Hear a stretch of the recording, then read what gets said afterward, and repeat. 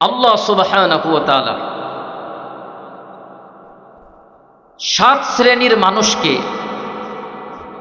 আল্লাহ তার আরশের নিচে ছায়া দিবেন। যেদিন আল্লাহর আরশের ছায়া ছাড়া আর কোনো ছায়া থাকবে না, ওই 7 শ্রেণীর মানুষ, এই ভিআইপি মানুষগুলোর কাতারে আমাদের পড়া দরকার আছে না নাই? আপনারা শুনবেন না? মনে হয় শুনবেন না।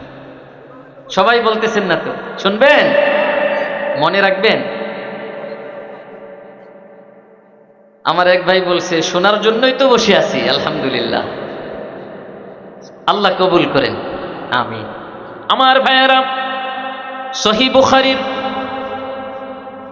660 নম্বর হাদিস, আল্লাহ সুবহানাহু ওয়া তাআলা তার প্রিয় হাবিব মুহাম্মদুর রাসূলুল্লাহ সাল্লাল্লাহু আলাইহি ওয়াসাল্লামের মুখ দিয়ে আল্লাহর এই ভিআইপি 7 শ্রেণীর বান্দার কথা আল্লাহ উল্লেখ করেছেন। আল্লাহর নবী বলেন, সাবআতুন ইউযিল্লুহুমুল্লাহু ইয়াওমাল কিয়ামাতি ফি যিল্লিহি লা যিল্লা ইল্লা যিল্লুহু। 7 শ্রেণীর আল্লাহর ভিআইপি বান্দা বান্দি আছে কিয়ামতের দিন আল্লাহর আরশের নিচে, যাদেরকে আল্লাহ ছায়া দিবেন, মেহমানদারির ব্যবস্থা করবেন, যেদিন আল্লাহর আরশের ছায়া ছাড়া আর কোনো ছায়া থাকবে না। আজকে যদি আমাদের দেশে অন্য দেশের প্রধানমন্ত্রী আসে অথবা কোনো ভিআইপি মানুষ আসে, তাকে কত সুন্দর সসম্মানে রিসিভ করা হয়, ঠিক কিনা? তাকে কত সম্মান করা হয়। আমার ভাইয়েরা, এই দুনিয়ার সম্মান আজ আছে, কালকে থাকবে না, এটাই স্বাভাবিক। কি বলেন? আমাদের চোখের সামনে যেই মানুষটাকে হাজার মানুষ সেলুট দিত, সম্মান করত, আজকে তার দিকে ফিরেও তাকায় না।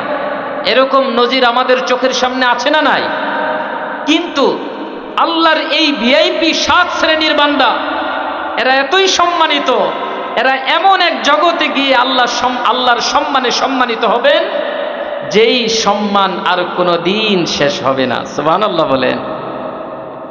1 নম্বরে নবীজি বলেন, আল ইমামুল আদিল। 1 নম্বরে ন্যায়পরায়ণ শাসক। ন্যায়পরায়ণ শাসক। এখন বলবেন, হুজুর আমরা তো সবাই শাসক না, প্রধানমন্ত্রী তো একজন, আপনি যেই সমাজের শাসনকর্তা, আপনি সেই সমাজের শাসক। এখন বলবেন, হুজুর আমি তো মেম্বারও না, চেয়ারম্যানও না। এবার আসেন, আপনি পরিবারের শাসক, আপনার অধীনে যেই পরিবারের সদস্যরা আছে আপনি তাদের শাসক। আলা কুল্লুকুম রাঈন ওয়া কুল্লুকুম মাসউলুন আন রাইয়াতিহি। নবী করিম সাল্লাল্লাহু আলাইহি সাল্লাম ইরশাদ করেন, শোনো, তোমাদের প্রত্যেকেই দায়িত্বপ্রাপ্ত, তোমাদের প্রত্যেকেই রাখাল, তোমাদের প্রত্যেকেই দায়িত্বপ্রাপ্ত, প্রত্যেকেই প্রত্যেকের দায়িত্ব আল্লাহর কাছে হিসাব দিতে হবে। মাসউলুন আন রাইয়াতিহি, তার দায়িত্ব সম্পর্কে আল্লাহর কাছে জিজ্ঞাসিত হতে হবে। সুতরাং আমরা কেউ আছি পরিবারের শাসক, পরিবারের ইমাম, পরিবারের নেতা, কেউ আছি সমাজের নেতা, কেউ আছি রাষ্ট্রের নেতা, কেউ আছি পুরা পৃথিবীর নেতা হয়ে বসে আছি। এরকম মানুষও আছে না, যাকে বিশ্ব নেতা বলা হয়? আমার ভাইয়েরা, তাহলে আপনার ইনসাফ, আপনি যদি পরিবারের প্রধান হন তাহলে পরিবারের মধ্যে আপনার ইনসাফ প্রতিষ্ঠা করতে হবে, কোনো প্রকার জুলুম করা যাবে না। আপনি যদি সমাজের শাসক হন, সমাজের মধ্যে আপনার ন্যায়পরায়ণতা প্রতিষ্ঠা করতে হবে, কারো উপর জুলুম করা যাবে না। আপনি যদি পুরা দেশের শাসক হন, প্রত্যেকটা নাগরিকের উপর আপনার ইনসাফ প্রতিষ্ঠা করতে হবে। দলের লোক দেখে আপনি তাকে একটু বেশি স্নেহ করলেন, মমতা দিলেন, তাকে একটু বেশি পুরস্কার দিলেন, গিফট দিলেন, কিন্তু যে দল করে না সে কিছুই পেল না, তাহলে আপনি ন্যায়পরায়ণ শাসক হতে পারলেন না। একজন শাসকের কাছে সবাই সমান, সবাইকে মহাব্বত করতে হবে, ভালোবাসতে হবে, ইনসাফের নজরে দেখতে হবে। আল্লাহ আমাদেরকে তৌফিক দান করেন, আমিন। তাহলে ন্যায়পরায়ণ শাসক। 2 নম্বরে ওয়াশাবুন নাশাআ ফি ইবাদাতি রাব্বিহি। ওই যুবক, যেই যুবক তার যৌবনকালটাকে তার পালনকর্তার ইবাদতের মধ্যে কাটায়, সুবহানাল্লাহ।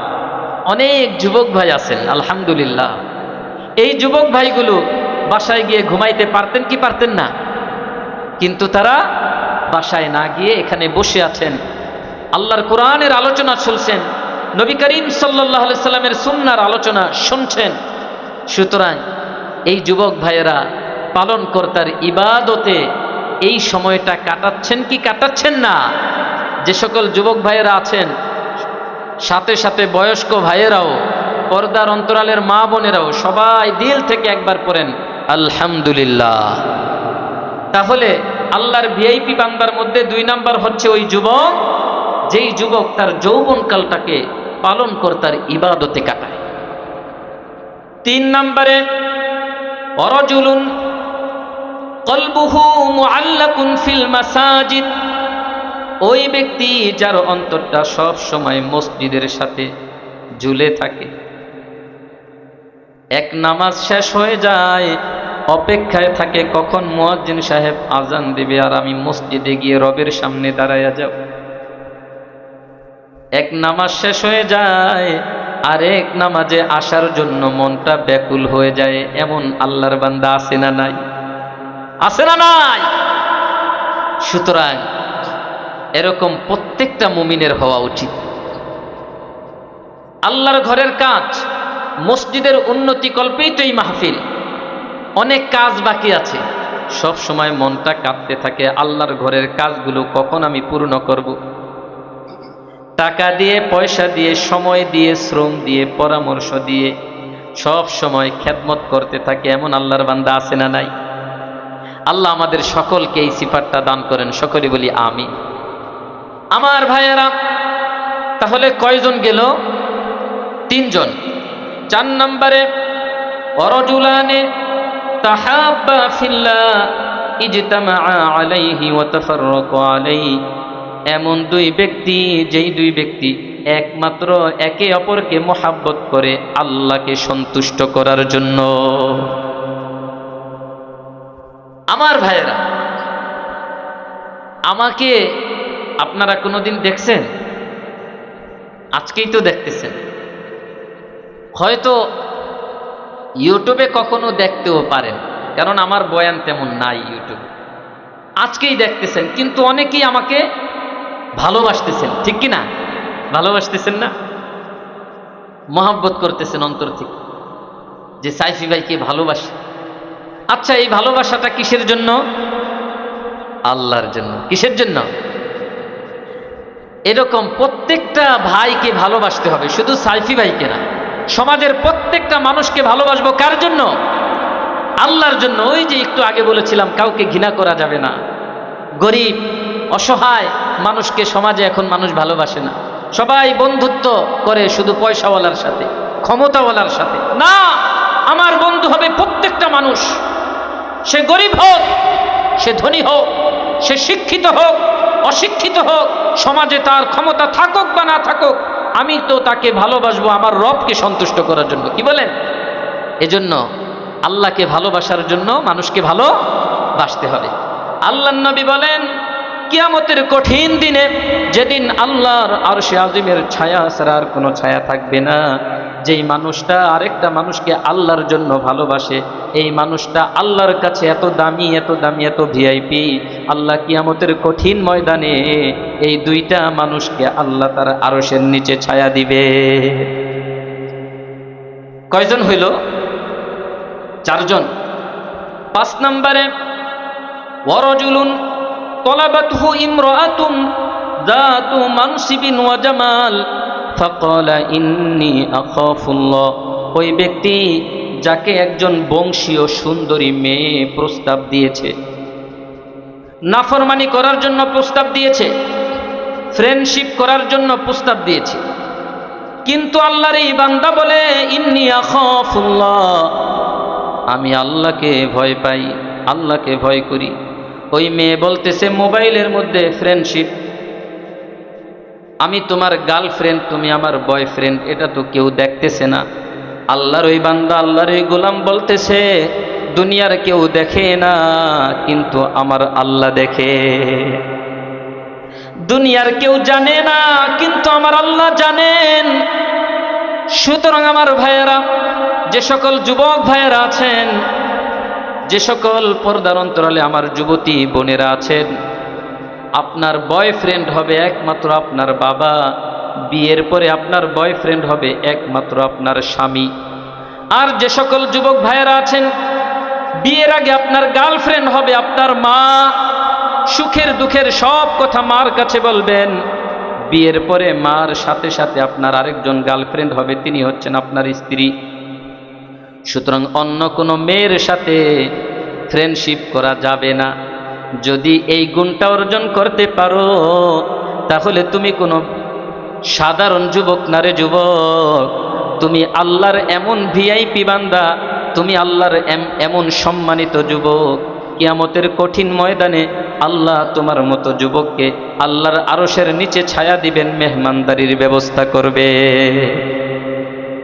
সুতরাং জাতু মানসিবিন ওয়া জামাল, বড় বংশীয় সুন্দরী, বড় ধনী একজন নারী আল্লাহর এক বান্দাকে প্রস্তাব দিল, আর সে বলল, না না, আমি এই পাপ কাজ করতে পারবো না, আমি আল্লাহকে ভয় পাই।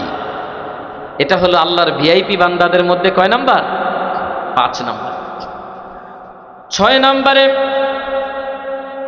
আল্লাহর নবী বলতেছেন, ওয়ারাজুলুন যাকারাল্লাহা খালিয়ান ওয়ারাজুলুন তাসাদ্দাকা আখফা হাত্তা লা তা'লামা শিমালুহু মা তুনফিকু ইয়ামিনুহু। আল্লাহর ওই বান্দা, যেই বান্দা দান করে, ডান হাত দিয়ে দান করে, বাম হাত জানে না কি দান করছে। অর্থাৎ এটা দ্বারা বুঝাইতেছেন, দান করে একমাত্র আল্লাহকে সন্তুষ্ট করার জন্য, মানুষকে দেখানোর জন্য নয়, মানুষের প্রশংসা পাওয়ার জন্য নয়, সমাজে তাকে দানবীর বলবে, সমাজে তাকে দানশীল বলবে, এই জন্য না।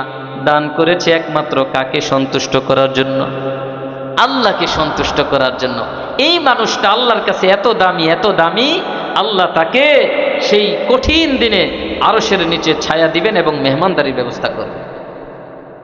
7 নম্বরে, ওয়ারাজুলুন যাকারাল্লাহা খালিয়ান ফাফাদাত আইনা। আল্লাহর ওই বান্দা, যেই বান্দা একা একা নির্জনে বসে বসে আল্লাহকে স্মরণ করছে, আল্লাহর জিকির করতেছে, আর চোখ দিয়ে পানি পড়তেছে। নির্জনে বসে চিন্তা করে আর বলে, আল্লাহ আপনি কত মহাব্বত করে আমাকে সৃষ্টি করেছেন, কত ভালোবেসে আমাকে সৃষ্টি করেছেন। আল্লাহ কত মানুষের হাত নাই, আমাকে 2টা হাত দিয়েছেন। কত মানুষের পা নাই, আমাকে 2টা পা দিয়েছেন। কত মানুষের চোখ নাই, আমাকে 2টা চোখ দিয়েছেন। কত মানুষের চোখ আছে, দেখে না, আমি দেখতে পাই। আল্লাহ কত মানুষ কানে শোনে না, আমি কানে শুনতে পাই। কত মানুষ মুখ আছে, কথা বলতে পারে না, আমি কথা বলতে পারি। আল্লাহ কত মানুষের সব কিছুই আছে, ব্রেন কাজ করে না, পাগল হয়ে ঘরে, আপনি আমাকে ভালো বানাইছেন। আল্লাহ আমি বড় নাফরমান, গুনাহ করে ফেলছি, আল্লাহর কথা স্মরণ করে জিকির করে এরকম চোখ দিয়ে পানি ফেলায়।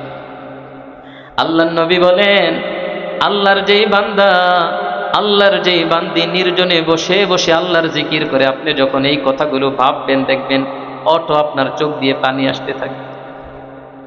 আপনার কাছে মনে হবে, হায় রে আমি কি করলাম?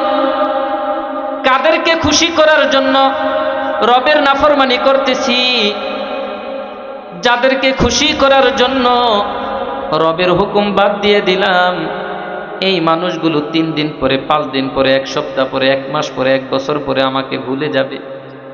যেই রব এত মহাব্বত করে, এত ভালোবেসে আমাকে বানাইলেন, যেই রব আমাকে সৃষ্টি করলেন, এত কিছু, এত নিয়ামত দিলেন, আমি সেই রবের নাফরমানি করলাম।